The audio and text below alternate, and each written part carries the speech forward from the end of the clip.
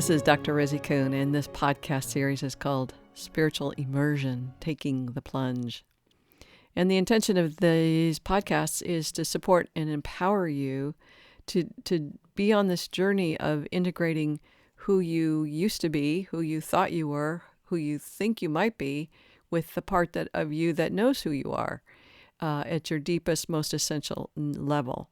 And the integration of that process sometimes takes a lot of work and a lot of effort and a lot of energy and a lot of time.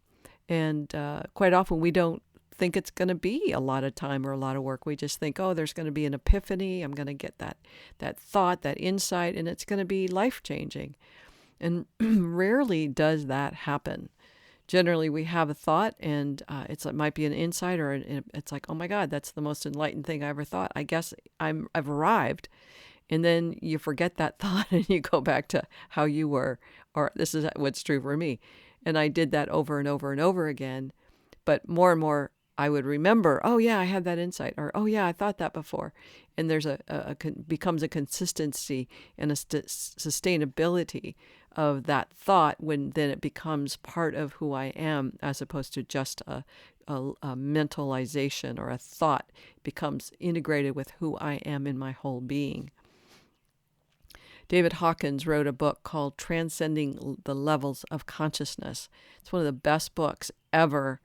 And I've gone through it and have it as a book that I go back to, because it starts with the lowest levels of consciousness, which is basically shame, and works all the way up to the highest levels of consciousness, which is basically enlightenment, where we'd find Buddha and Jesus and all the other great prophets and teachers and enlightened beings.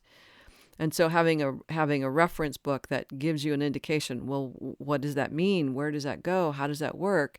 It's really, really helpful to know where you are and where you're going. I had a whole plan on what I was going to say tonight at this particular podcast. And the thing is I'm really tired, and I have no reason to be tired. I'm just tired. And this is part of the process. When you are in a spiritual immersion process, is you might feel tired, you might feel exhausted, you might feel sick, you might feel like you just want to be in bed, you might feel like the world just doesn't matter anymore, you might feel like everything is pointless, you might feel like I don't care anymore.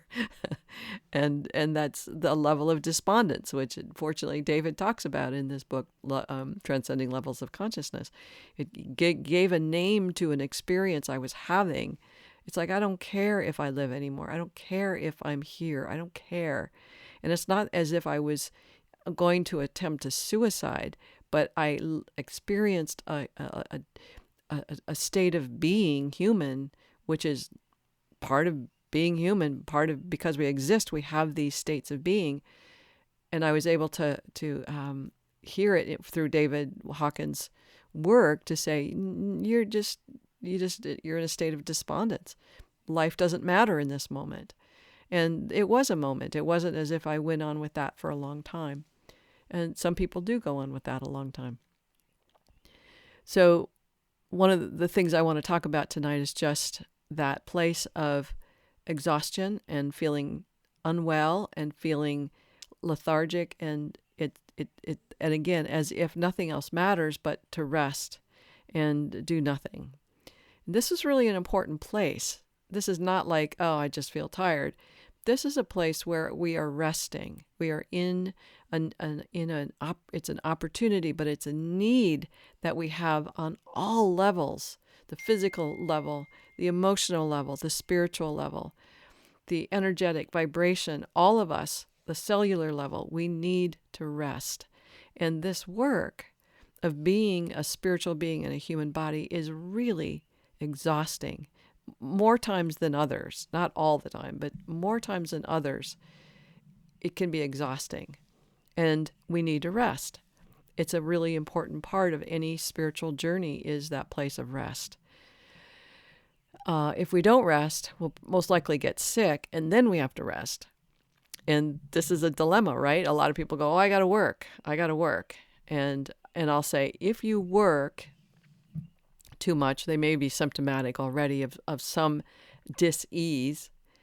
they may have symptoms already. And so I may suggest they start to pull back on the throttle, work a little bit less, find time to be more restful. And they go, I got to work. If I don't work, I'm not going to be able to pay my bills. I'm not going to be able to pay my rent.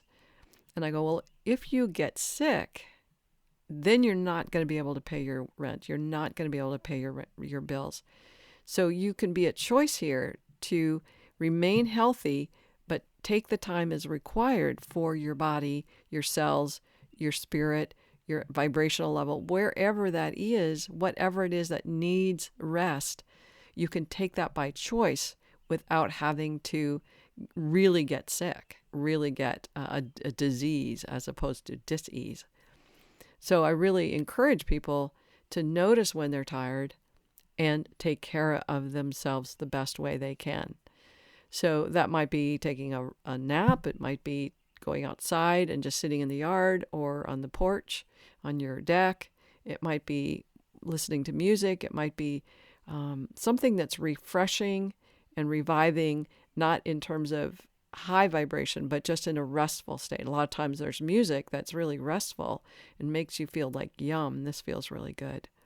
So it's really important to rest and to know that difference.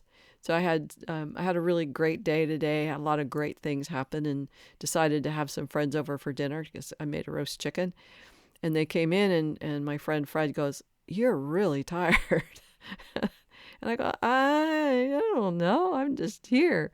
But I don't feel like I should be tired. And that's another symptom of our self, the ego that says, I shouldn't feel tired, so I don't feel tired. When fact is, I feel tired. And is it because I did something tiresome? Not really. It might be a little bit more stress, or it might be just whatever. But a lot of the times, our bodies and our energy fields are purging and detoxing and purifying stuff that no longer makes sense for it to be there. And so you need to rest so that your body can purge. If you're doing things and working and stressing yourself, it makes it more difficult for your body to really take care of itself and heal itself. This is really another important point, is your body can heal itself. There's so much more research and science which proves this fact. And it can't heal itself when it's overstressed, when there's too much adrenaline and cortisol, those kinds of hormones that are just part of what happens when we're stressed. We need to slow down. We need to calm down. We need to find a place where we're in a state of not necessarily meditation, but just a place of serenity and tranquility and equanimity. And that's really, really hard to create in this lifetime, in this time when there's so much going on and so much stress. But without that calming, that our bodies cannot come back to an equanimity that where healing can take place. Now, I think meditation is a really amazing process.